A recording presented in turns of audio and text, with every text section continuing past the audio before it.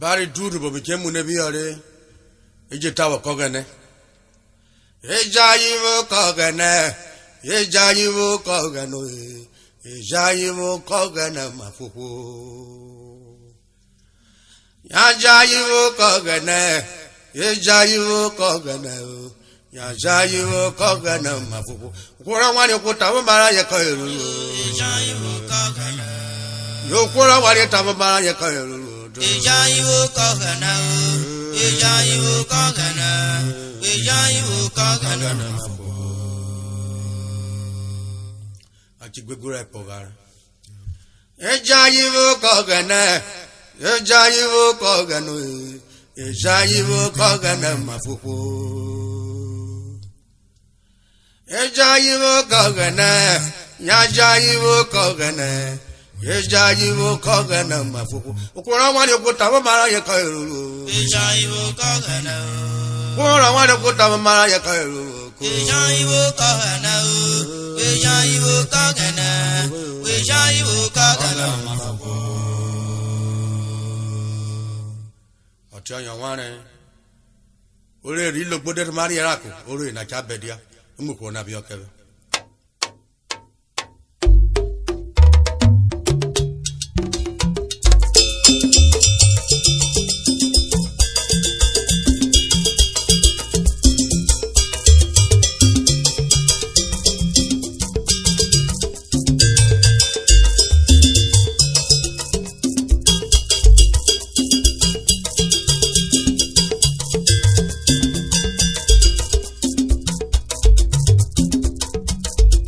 Oje, bari yaka. Ina ni neru popopo o.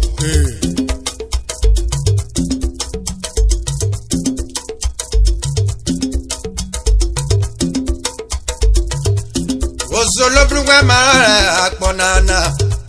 Osolo brugwa mara akpo.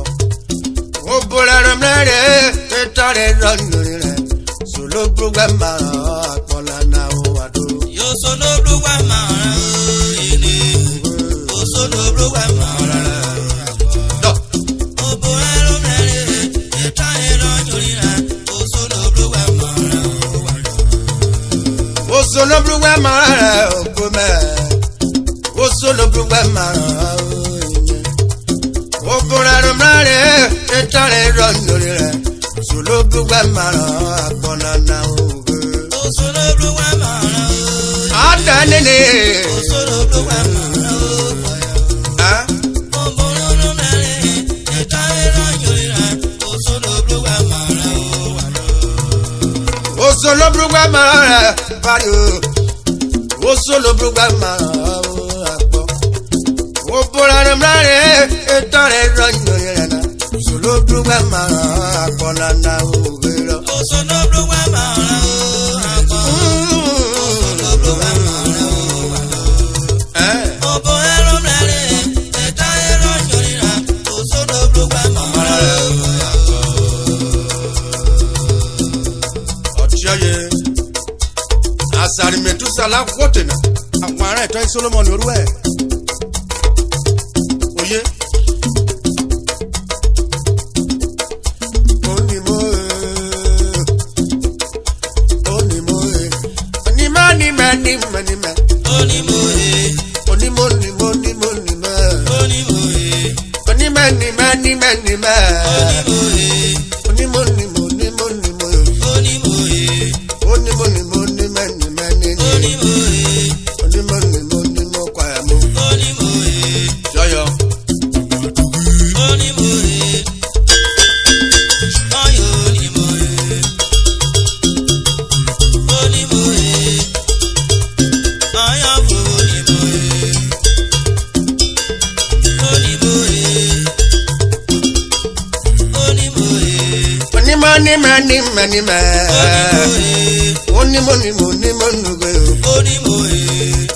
Wama parare.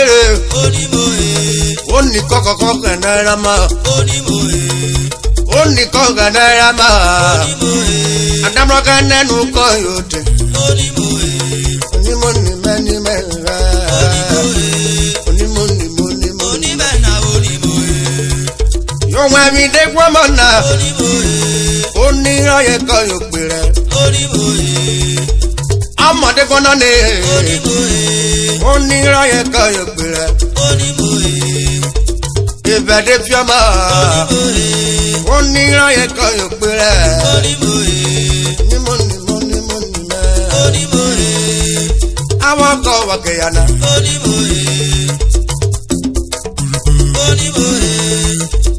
oníròyìn mọ́nà onímọ̀ẹ́. yóbùrẹ́ ló mẹ́rẹ̀ rẹ̀. sólò burúkú ẹ̀ṣọ́ máa rà á. sólò burúkú ẹ̀ṣọ́ máa rà á.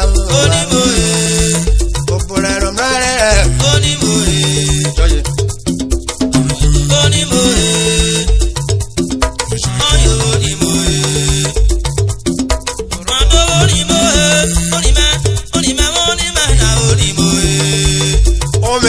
Swama oni amaka yose oni aye ka yopere oni mani me kwa mo ona ni pe bo se aboti Dominic yo Dominic wa re aye ba yin ade na body wie mo Dominic ko je na bo beru uta ye na ayi kuregede na amani yoni na yena kono biena ayena de pakoro yo ni moni Dominic ko beroma Dominic ko bia ni moni mo ganame yo yo ware Dominic bia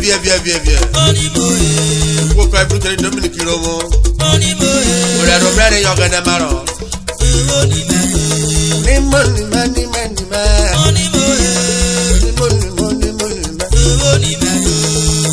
wa na korare ina sadere ya we mi na sadere ya we na sadere ya we na sadere ya obe yo gboro wo kenya ode ko nya oboba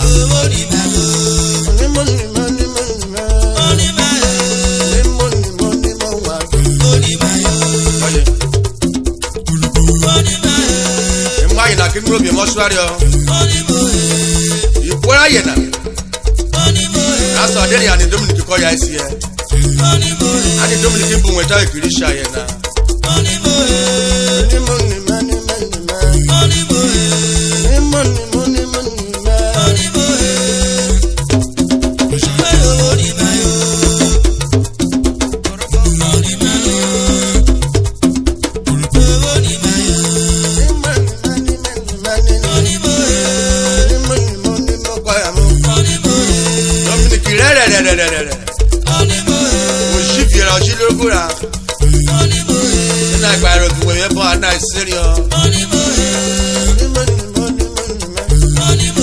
Dominic you want to come up oja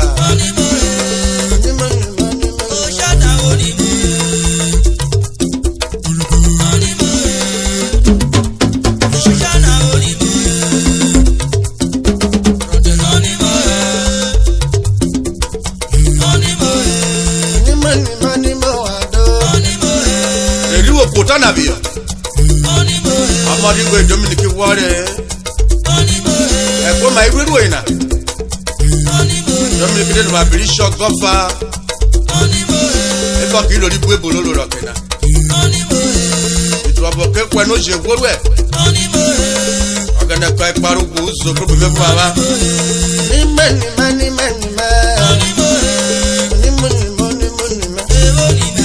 ogana be re na kre ro ni sha yena ni mani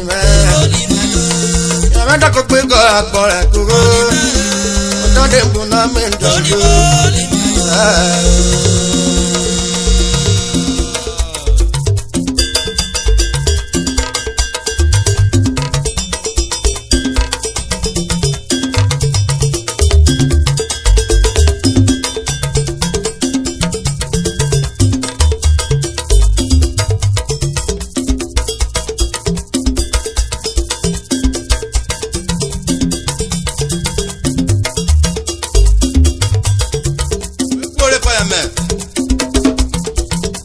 Oye. Ìtìrá jẹ̀nà kò fẹ́ lọ́gbọ̀dì ọ̀fọ̀ ọ̀fọ̀ rẹ̀ lè ní.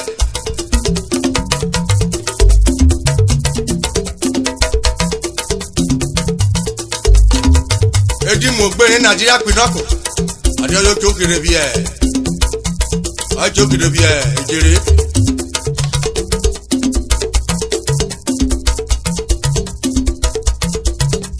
Yàrá náà fa.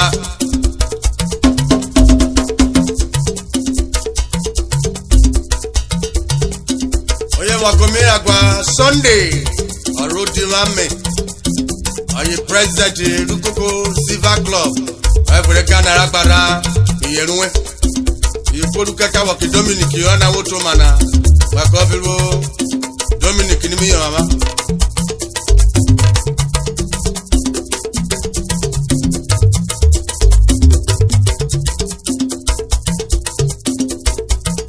Ira Akpirara Mira Ego di wo gine ndawa ko ni rara mi rara o wado. Ìran àpè ọ̀rọ̀ mìíràn, ego di wo gine ndawa àpè ọ̀rọ̀ mìíràn. Ìran àpè rara mi rara, ego di wo gine ndawa ko ni rara mi rara o wado. Ìran àpè ọ̀rọ̀ mìíràn, ego di wo gine ndawa àpè ọ̀rọ̀ mìíràn. Ìran àpè ni rara mi rara, ego di wo gine ndawa ko ni rara mi rara o. Ego de wo geneta, ego de wo geneta, ego de wo geneta, ego de wo geneta, ego de wo geneta, ego de wo geneta.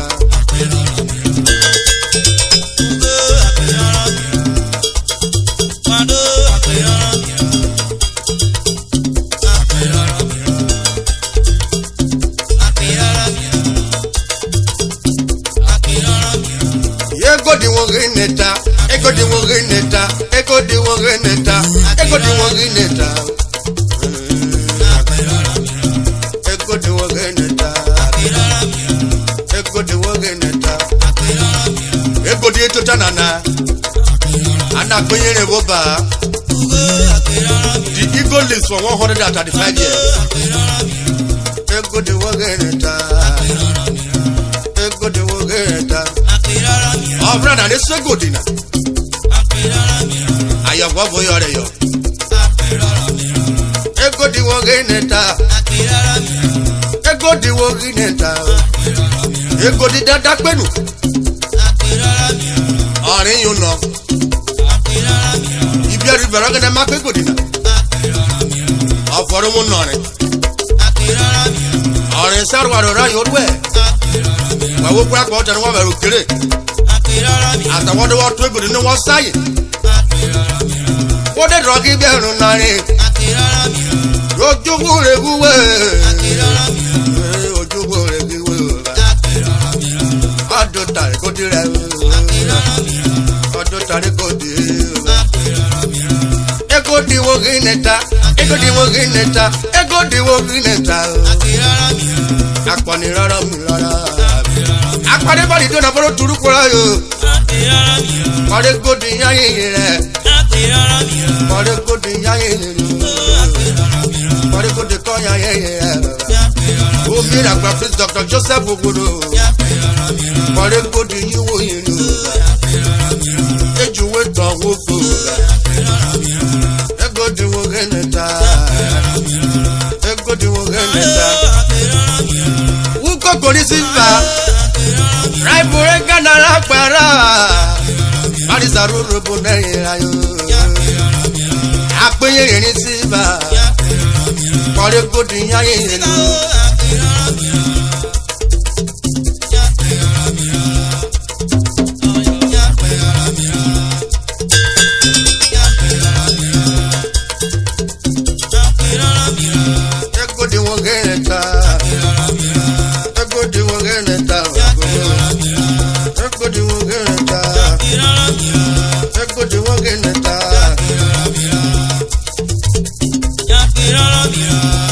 Silver Club, Marisa Urhobo ye baba.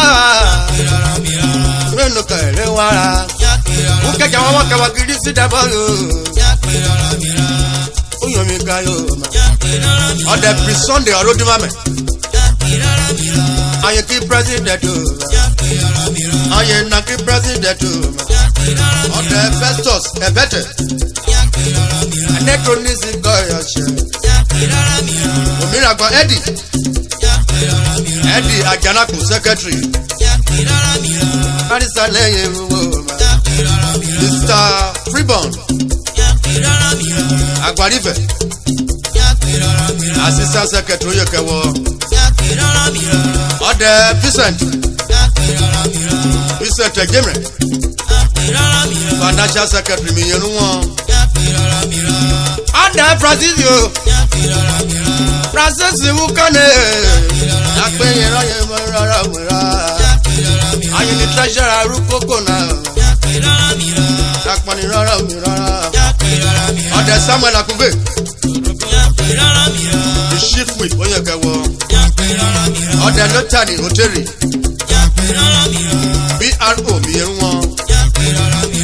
mo sì sọ lórí o. ọ̀gẹ̀dẹ̀ sí wọn. emmanuel pápẹ̀rẹ̀. ayi provost koko na. ọ̀dẹ̀ james america. ayi patron rayon. ọ̀dẹ̀ atomre. ekrakije. ayi ni mẹ́bàárù koko na. apẹ̀rẹ̀ mi rárá. emmanuel abasa. ayi ni mẹ́bàárù koko na. Isaac Cobre. ayi ni mẹ́bàárà yorùbá. ọ̀dẹ̀ abraham ogorode. ayi ni mẹ́bàárù koko na. emmanuel oyèkẹwọ. emmanuel ochope. ayi ni mẹ́bàárù koko na. ọ̀dẹ̀ sunday akọ̀ṣíyòmí. ayi na kí mẹ́bàárà yorùbá. ọ̀dẹ̀ felix brigademo. jọ̀mbù àkọ́ṣọ̀rọ̀. àyànná jó torí kókó na. eko di wọ́n gẹ́nẹ̀ ta. eko di wọ́n gẹ́nẹ̀ ta. eko di wọ́n gẹ́nẹ̀ ta.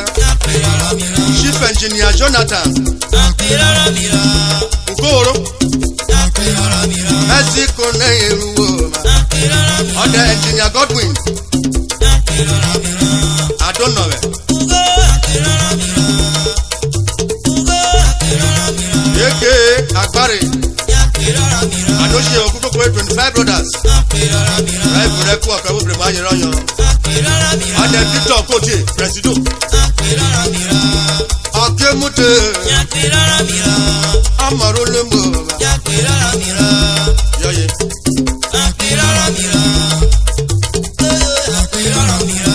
wẹ́wẹ̀rẹ́.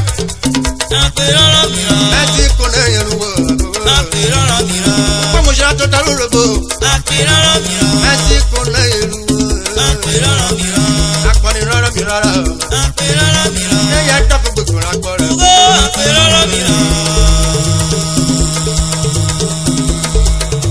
olùwò bí lẹ ta.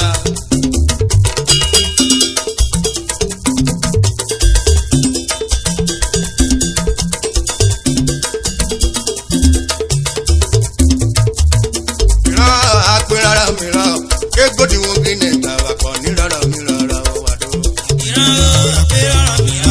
Egodi wo gine ta wa ko rara mi. Ominike. Ade Peter e sha ri bigo. Atos guest house. Ai bure gbo de bugelo. Alias Aguman organizing way. Omira gba ofeje lucky. Oye ka wada bo me wa kobiwo. Ade Prisegiri Oyiki. Omo bi eroko. Vice chairman Ogo Motor Park. Mi yero wa meje ni obo me.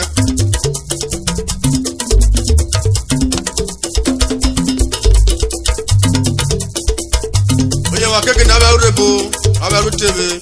Miragba Onime Omokra. Alias Oroko mi yẹ̀rù wọn.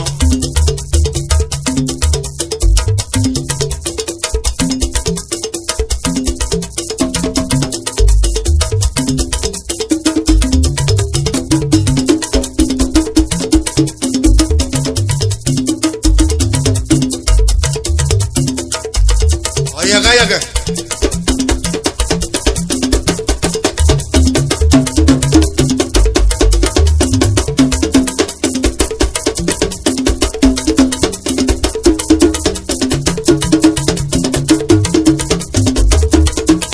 Subscribe to our YouTube channel for more Urhobo songs content.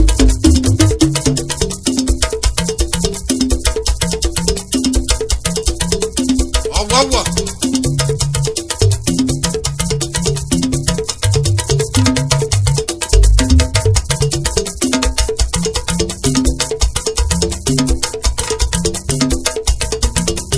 Omiragba Francis Ofomanefe Udoro aka Disagree animi nyere Omiragba Dr. Vincent Emekeme no wa kwabiwo weru woko e akrosira mo pakoro e Honorable Fredda Awusa mo bi ekubo aneyenwe Mr. Tony Okwa Fredda aneyenwe Disagree aneyenwe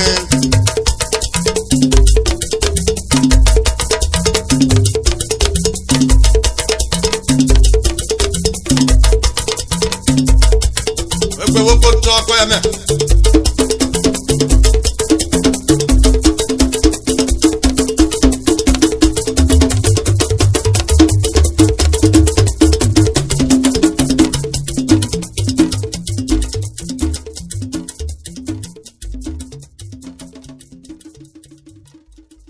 Subscribe to our YouTube channel.